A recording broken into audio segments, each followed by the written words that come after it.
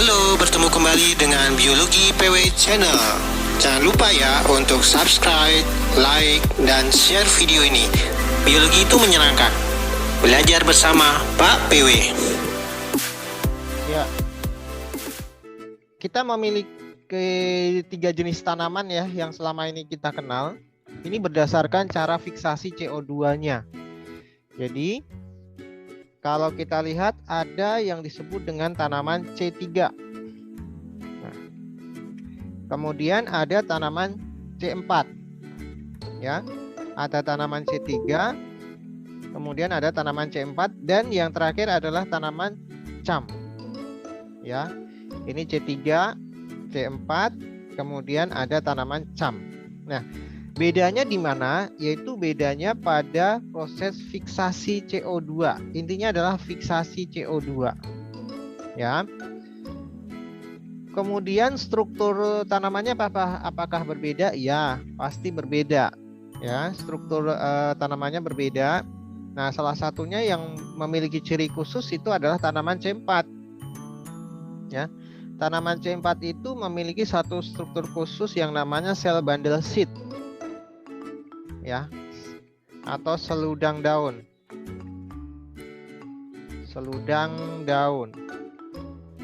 atau sel bundle seed. Nah, kalau yang lainnya tidak, yang lainnya hanya memiliki mesofil saja. Ya, jadi kalau tanaman C3 itu tanaman yang pada umumnya di wilayah dingin, kemudian berfotosintesis dengan baik dari tanaman C4 di bawah suhu 25 derajat Celcius. Nah, pada tanaman C3 itu fiksasi CO2-nya terjadi secara langsung. Nih kata kunci ya, secara langsung oleh siklus Calvin. Ya, jadi masuk langsung gitu ya. Kalau tanaman C4 itu dia harus membuat jalur C4. Ya. Jalur C4 itu dia membentuk oksaloasetat atau malat gitu ya. Baru bisa memfiksasi CO2 di Calvin, di siklus Calvinnya. Nah, contoh tanamannya itu ada ini jagung dan tebu. Kalau ini yang terkenal ada gandum dan beras. Tapi ini paling enggak ya 85% itu tanaman C3 ya yang ada di bumi ini. Ya.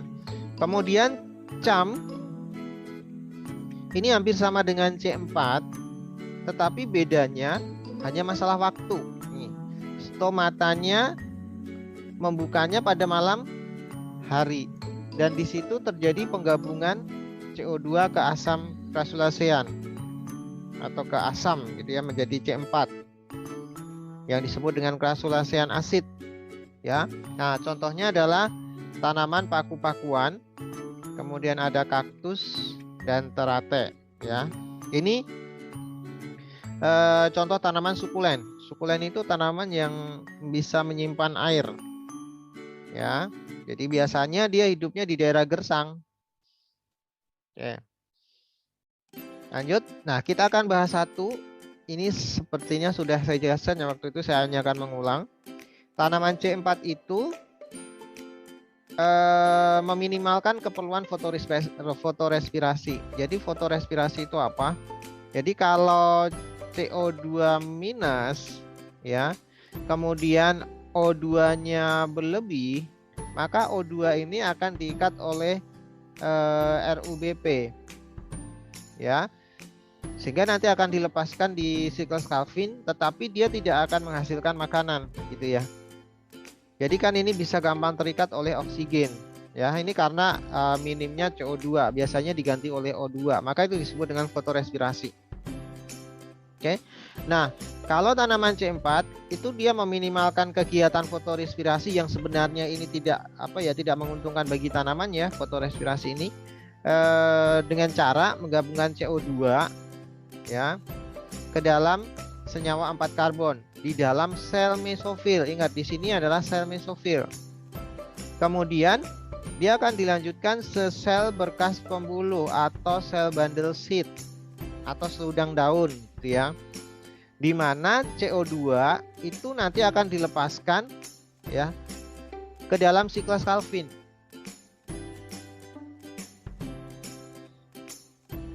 Oke. Nah, kita lihat nih dari struktur dan jalurnya.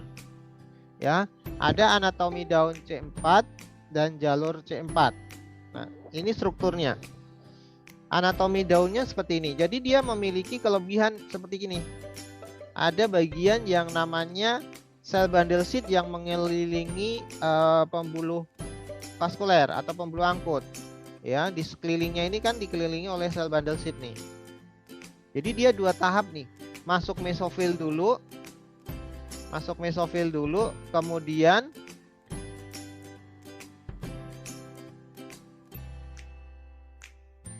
ya. Kemudian baru dihantarkan menuju ke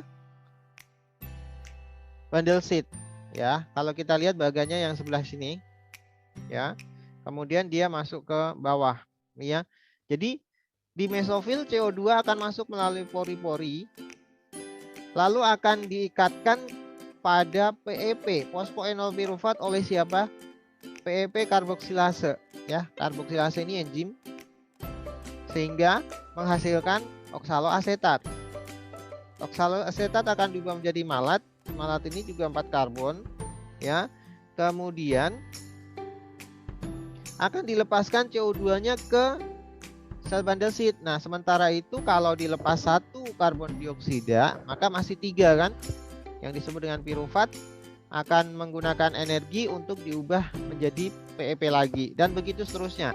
Ini terjadi di mesofil daun. Nah, kemudian CO2 yang masuk ke sel bundle seed itu akan digunakan atau difiksasi oleh RUBP di dalam siklus Calvin di sini. Sehingga bisa menghasilkan sugar dan masuk ke pembuluh pengangkut atau jaringan pengangkut. Jadi ini untuk jalur C4-nya. Kenapa dia dinamakan C4? Oh, ternyata dia harus diubah dulu nih. Ya, atau harus berikatan dulu dengan C3 sehingga menjadi C4. Nah, ini keterangannya ya. Kemudian CO2 yang masuk lebih rendah, O2 yang masuk lebih rendah, dan di sini kan pada tanaman tropis itu kenapa dia memiliki pori-pori kecil itu untuk meminimalkan kehilangan H2O karena H2O itu penting ya. Kemudian jalur alternatifnya untuk fiksasi CO2 itu menggunakan jalur C4. Nih. Terjadi pada sel mesofil ya, baru setelah itu masuk ke sel bundle seed. Nah, untuk skemanya seperti ini ya. CO2 pertama akan masuk melalui paru-paru daun ke sel mesofil. Kemudian CO2 ini akan bergabung dengan PEP atau fosfoenol pirufat dan akan berubah menjadi oksaloasetat, itu yang 4 karbon tadi. Nah, kemudian direduksi lagi ya, sehingga berubah menjadi malat. Nah, malat ini masuk ke seludang daun atau sel bundle seed. Nah, ketika masuk di sel bundle seed, ini CO2 akan dilepaskan dan pirufat akan kembali ke siklus ke sini ya. CO2 yang masuk ke siklus Calvin akan bereaksi dengan RUBP, ya kan? Nah, kemudian setelah dihasilkan RUBP kan ini masuk ke siklus Calvin. Ya, ada fase reduksi, fiksasi, reduksi, regenerasi, dan sintesis glukosa. Oke. Nah, untuk kelebihannya di jalur 4 itu, kalau di daerah tropis itu kan cahayanya berlimpah, kemudian konsentrasi CO2-nya juga dapat ditingkatkan ya dengan jalur tadi C4. Akibatnya tanaman untuk di daerah tropis ini produksi biomasanya daun itu lebih tinggi dibanding tanaman C3. Dan karena konsentrasi CO2 ini dapat ditingkatkan gitu ya. Ini di sini. Maka kemungkinan untuk fotorespirasi itu sedikit atau bahkan mungkin tidak dilakukan. Ya, karena sudah ada tuh CO2-nya udah tersedia. Kemudian tanaman cam. Nah, kalau tanaman cam ini bedanya hanya membuka stomatanya itu terjadi pada malam hari ya. Kemudian menggabungkan CO2 itu ke dalam asam organik tadi yang C4 tadi. Ya. Ke asam organik. Nah, setelah itu pada siang harinya stomatanya menutup. Nah, ini kan termasuk ke dalam sifat dari tanaman ya. Kalau tanaman kering, tanaman padang gurun, misalnya kaktus kan. Kaktus itu dia berada di daerah panas. Kemudian stomatanya akan menutup pada siang hari kan untuk mengurangi penguapan air. Nah, pada saat itu kan kalau stomatanya tertutup kan otomatis CO2 nggak bisa masuk kan. Nah, lalu CO2-nya diambil dari mana untuk fotosintesis pada siang hari? CO2-nya diambil dari asam organik yang malamnya dibikin gitu ya. Malamnya dibikin, tapi siangnya dikeluarin untuk siklus Calvin. Nah, baru setelah siklus Calvin ini dapat digunakan untuk produksi amilum atau glukosa. Ya, setelah itu. Ya. Nah, ini. Jadi granulacean acid metabolisme itu merupakan adaptasi fotosintesis pada kondisi yang gersang.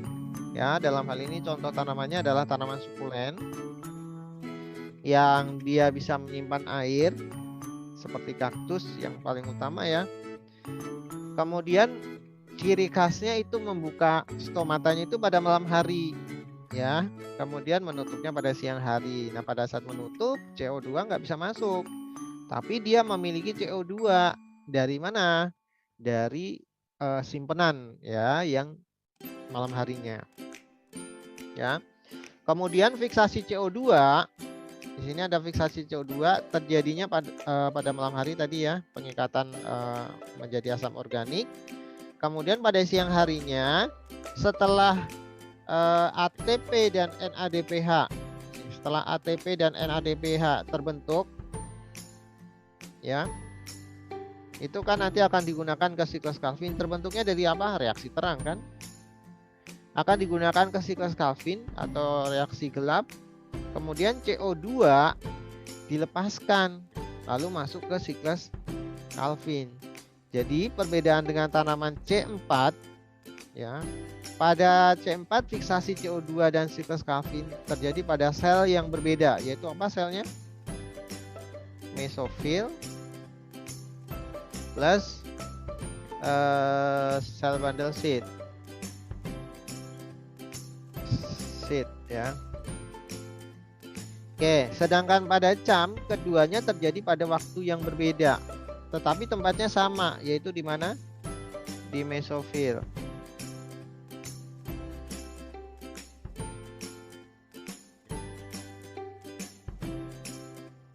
Ya.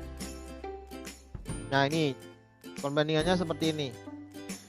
Jadi kalau tanaman C4 yang sebelah kiri ya, jadi dia memiliki struktur mesofil, kemudian sel bundle seed ya, ada organik asid, asam organik, kemudian ini C4 ya, terbentuk asam organiknya. Kemudian terjadinya di mesofil, baru diantar ke bagian sel bundle seed ya. Tapi kalau di sini ini terjadi di mesofil ya, mesofil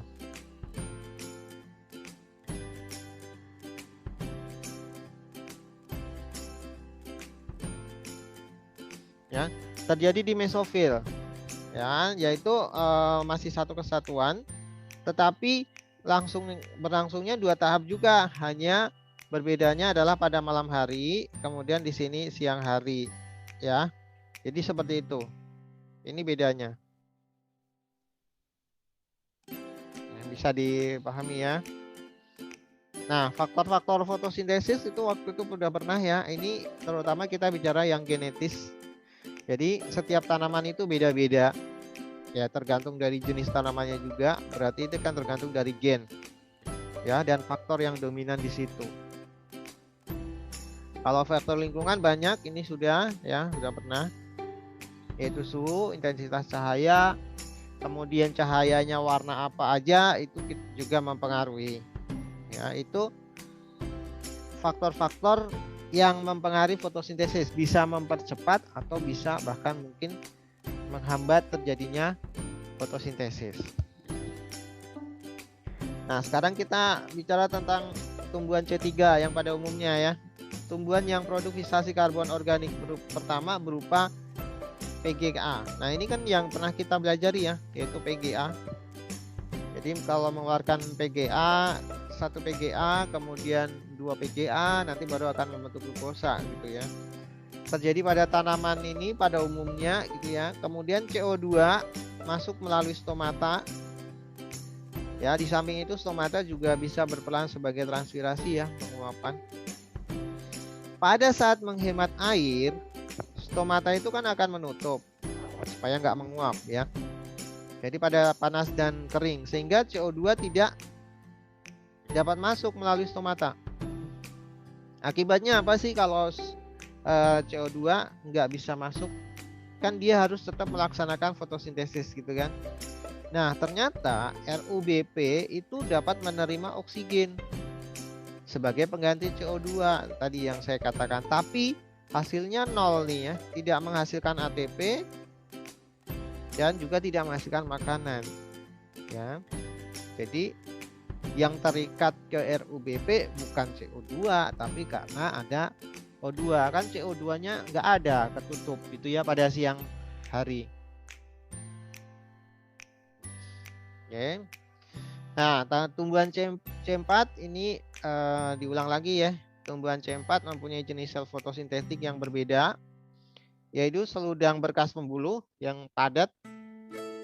Kemudian struktur yang lebih longgar itu adalah sel mesofil. Ya. Dan siklus Calvin itu terjadi pada sel bundle seed atau seludang berkas pembuluh. Ya, seludang daun. Nah, ini yang terjadi pada mesofil apa? Yang di atas. Ya. Kemudian di sini adalah sel seludang, yaitu siklus Calvinnya. Ya. Setelah dia mendapat CO2 dari oksaloasetat ya yang berkarbon 4 ya, kemudian akan menjadi pirufat gitu ya. Kemudian akan kembali lagi ke PEP, begitu seterusnya ya. Yang penting CO2-nya itu nanti akan dilepaskan ya dari C4 itu masuk ke siklus Calvin. Lalu CO2 digunakan untuk apa ya? Siklus Calvin kamu udah belajar kan? Jadi fiksasi, reduksi, regenerasi, kemudian sintesis. Nah, salah satu enzim yang berperan adalah PEP karboksilase. Itu yang di sini ya, yang pada saat awal CO2 masuk ke pori-pori daun. Yang CAM ini adaptasi fotosintesis pada kondisi gersang. Tumbuhan ini membuka stomata pada malam hari dan menutupnya siang hari. CO2 pada malam hari diubah menjadi asam organik ya, dengan tadi berikatan tadi ya. Kemudian siang harinya baru ke siklus Calvin. Nah, setelah ke siklus Calvin dihasilkanlah ya glukosa. Ini rangkuman secara keseluruhan ya. Jadi perbedaan antara tanaman C3, C4 dan CAM. Lebih adaptif C3 pada kondisi atmosfer yang tinggi. Maka di sini sering terjadi yang namanya fotorespirasi gitu ya. Enzim yang menyatukan CO2 dengan RUBP juga dapat mengikat O2 pada saat yang bersamaan untuk melakukan fotorespirasi, tapi hasilnya tadi 0 ya. Jadi tidak baik atau minus. Karbon dioksida masuk ke siklus Calvin secara langsung. Disebut tumbuhan C3 karena senyawa awal yang terbentuk adalah fosfogliserat. Sebagian besar tumbuhan tinggi masuk ke dalam tumbuhan C3 ya, sebagian besar. Dan apabila stomata menutup akibat stres karena panas tadi ya misalnya karena ingin mengurangi penguapan. Nah, maka yang diikat bukan lagi CO2 tetapi oksigen, sehingga terjadi namanya peristiwa fotorespirasi. Kalau tanaman C4 beradaptasi di daerah panas dan kering. Kemudian CO2-nya akan diikatkan oleh karboksilase ya, PEP karboksilase tadi ke PEP, benar ya. yang tidak dapat mengikat O2. Maka untuk kompetisinya tidak terjadi fotorespirasi ya kalau di C4. Kemudian tidak mengikat karbon dioksida secara langsung. Oke ya, jadi dibuat jalur C4. Sel seludang pembuluh berkembang dengan baik dan banyak mengandung kloroplast. Fotosintesis terjadi di dalam sel mesofil dan sel seludang pembuluh, jadi dua tempat. Ya. Yang pertama untuk membuat C4, yang kedua untuk siklus Calvin. Ya, tempat yang kedua. Dan ini struktur ini hanya dimiliki oleh tumbuhan-tumbuhan yang khusus. Pengikatan CO2 di udara melalui lintasan C4 di mesofil, C4-nya di mesofil, kemudian direduksi karbonnya melalui siklus Calvin C3 di dalam seludang pembuluh. Untuk CAM, ini lebih adaptif di daerah panas dan kering. Pada malam hari asam malat tinggi, pada siang hari rendah, ya. Kemudian tidak mengikat karbon dioksida secara langsung. Ya, tadi kan diubah dulu menjadi asam pada malam hari. Reduksi karbon melalui lintasan C4 dan C3 dalam mesofil, tetapi waktunya berbeda. Jadi tempatnya sama dalam mesofil, tapi waktunya berbeda, siang dan malam. Pada malam harinya itu ada C4-nya, pada siang hari terjadi siklus C3. Ya, oke, sampai di sini untuk perbedaan tanaman C3, C4 dan CAM. Ya, saya rasa ini sudah selesai.